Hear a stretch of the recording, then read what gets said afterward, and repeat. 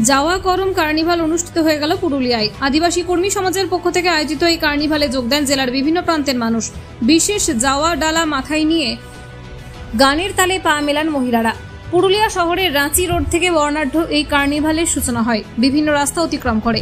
এদিন জেলা শাসকের কাছে সদল বলে একটি স্মারকলিপি দেন আদিবাসী কর্মী সমাজের মুখ্য উপদেষ্টা অজিত প্রসাদ মাহাতো।